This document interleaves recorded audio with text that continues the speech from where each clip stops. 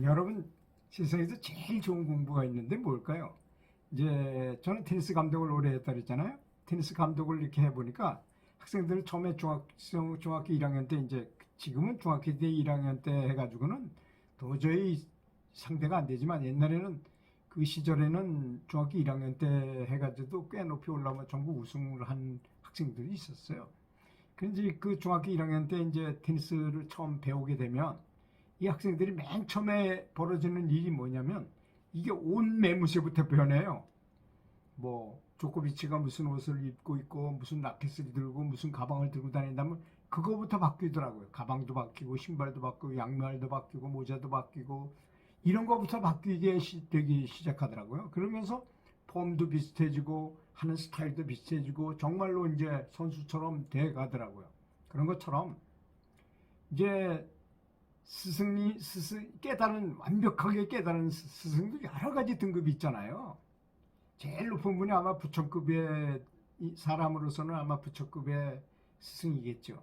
그 다음에 그 밑에 뭐 아란과 정도를 얻은 스승도 있을 것이고, 그보다 조금 더 아래에 있는 이제 뭐 꽤 높은 수준에 있는 그런 스승도 계실 것이고, 또 이제 보통보다 약간 높은 스승도 있을 거고, 그게 이제 만시간의 법칙하고 비슷하잖아요. 그걸 보면. 이제 10,000시간 정도 하면은 마스터라 그래가지고 아주 굉장히 유명하고 세계적으로 강연을 하러 다니는 사람이 되는 것이고, 한 7, 8천 정도 하면 국내에서 프로로 뛰게 되고, 그 다음에 한 6, 7천 정도 하면 선생님으로서 학생들을 가르치는 그런 수준에 있는 사람이고, 뭐 이런 말이 나오잖아요. 거기 보면.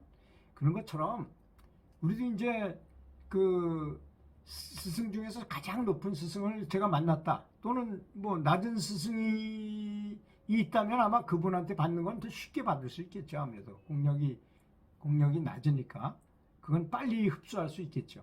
그래서 이제 제일 빠른 방법은 뭐냐? 스승님을 직접 보고 옆에 같이 생활하면 가장 좋은 거지만, 또 인도의 속담에 보면 그런 말도 있어요. 세상에서는 너무 가까이 해도 안 되고 너무 멀어져도 전혀 소용이 없는 것이 세 가지가 있다 그랬잖아요. 그게 뭡니까? 하나는 정부예요.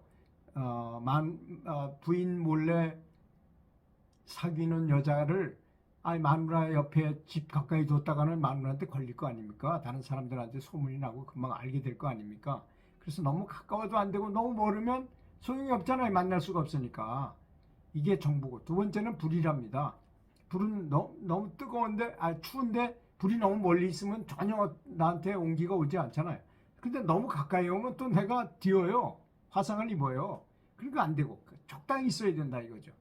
스승도 그렇답니다. 스승이 너무 가까이 있으면, 그 아주 대표적인 케이스가 그거잖아요. 부처님을 항상 모시고 다녔던 안한존자. 안한존자는 사실 부처님의 사촌형이었었어요. 근데 아주 그 출가할 때 부처님하고 같이 계약을 했답니다. 어떻게? 내가 너의 제자가 돼가지고 평생 동안 같이 다니게. 내가 조건이 두 가지만 해주면 내가 네 밑에서 저걸 하마 해주겠느냐? 그렇게 얘기했더니 뭐냐? 그게 뭐냐? 그랬더니 항상 같이 자게 해도, 그리고 어디를 가든 나를 데리고 가게 해다. 두 가지만 지켜준다면 내가 평생 너의 시자가 되겠다. 이렇게 이제 계약을 해가지고 이제 추가해서 그렇게 살았던 사람이고, 안한존자 머리가 좋잖아요. 얘기한 걸 다 기억해가지고 나중에 경전을 이렇게 만드는데 가장 그 공헌을 많이 했지만, 나중에 깨달음을 못 얻어서 석가모니 부처님이 돌아가셨는데도 깨달음을 못 얻어가지고 그 제자들 중에 깨달은 사람들한테 엄청난 지탄을 받고 그때 가서 열심히 해가지고 깨달았다는 거잖아요. 이게 아주 대표적인 케이스입니다. 그렇지만 그래서 스승님이 너무 가까워도 안 되고 너무 멀어도 안 된다는 의미인 것이고, 그래서 스승님과 가끔씩 만나가지고 정말 가섭존자는 먼 데서 있다가 공부 열심히 해가지고 와가지고 석가모니 부처님을 만나자마자 그냥 바바박 하면서 그냥 그 해탈을 했잖아요. 깨달음을 얻었잖아요. 그런데 자기는 늘 가까이 모시고 다니는데도 그렇지 못했다고 한탄을 했잖아요. 그 안한존자가. 그런 것입니다. 그러니까 이제 안한존자가 아무리 사람이 겸손한다 하더라도 매일 모시기도 다니고 매일 듣고 하면 그거 아무래도 늘 듣던 거니까 그냥 보편타당하게 들릴 수밖에 없어요. 인간인 이상. 그래서 스승님을 잘 안 보다가 갑자기 한번 탁 만났을 때 비디오를 보고 또는 말씀을 직접 듣고 또 책을 본다는 것은 스승님의 정보가 그대로 사실은 나한테 전달되는 거예요. 그게 모두 담겨있는 아주 소중한 정보인 것입니다. 제가 중국 기공을 배울 때요. 그 사부의 음성을 한번 듣는 것도 너무나 큰 영광으로 생각했어요. 가장 먼저 배우는 게 접공태, 공을 대하는 태도라는 태도를 취합니다. 손바닥을 이렇게 위로하고 책상 내려하고 앉아가지고 저 모든 감각기관으로 스승의 신호를 받는 것을 최고 중요한 수행법으로 생각해요. 그분들은.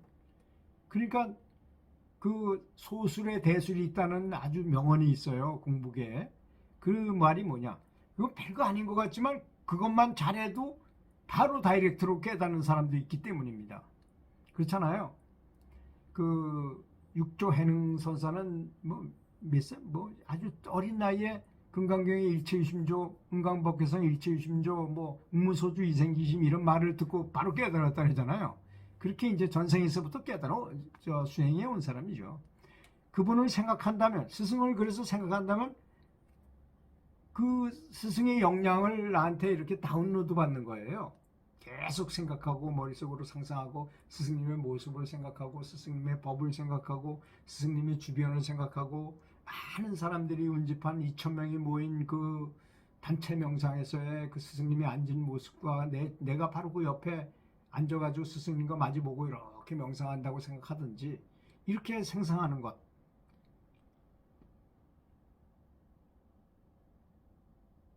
그래서 옛날부터 공부계에서는 스승의 음성을 듣거나 스승의 옷을 한번 만지거나 또 스승의 그림을 갖거나 스승의 글씨를 받거나 어떤 신호라도 아주 대단히 소중하게 생각했던 것입니다.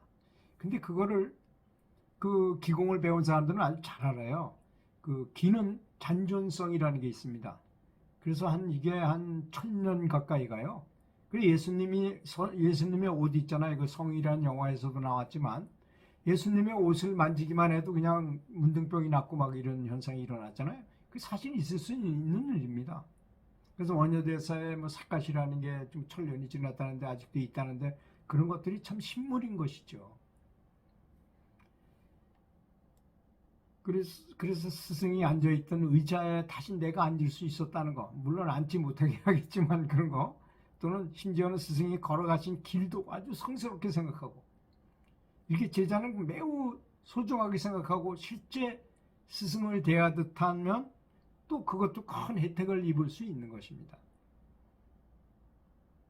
그런데 이제 안타깝게도 우리는 그런 문화가 없죠. 깨달은 스승이 우리 옆에 있었던 때가 별로 없었잖아요. 우리 역사상 보면. 그래서 이제 그 깨달은 스승이 법문을 하시면 음식을 쫙 그 앞에 갖다 놓고 그 음식만 가져가서 다른 사람을 먹게 해도 가피를 입어요. 그런 문화가 있었다는 것입니다. 그러니까 큰 스승이 있어야지만 그런 문화가 있었는지 없었는지 그런 게 실제로 되는 건지 안 되는지도 알 수 있는 것이죠. 그래서 스승의 비디오를 이렇게 시청할 때는 아주 대단히 중요한 행사라는 것을 자각하고 편안한 상태로 책상다리를 한 다음에 손바닥을 위로하고 스승의 아주 미세한 신호라도 절대로 놓치지 않겠다는 각오로 감각기관을 최대로 예민하게 펼쳐가지고 가동시켜서 스승의 신호를 잡아야 됩니다. 그러면 어쩌면 한순간에라도 일보등천 바로 깨달음을 얻을 수 있는 그런 때가 올 것이라고 믿습니다. 그런 마음은 아주 굉장히 중요한 것이라고 생각합니다. 긴 시간 잘 들어주셔서 너무나 감사합니다. 감사합니다.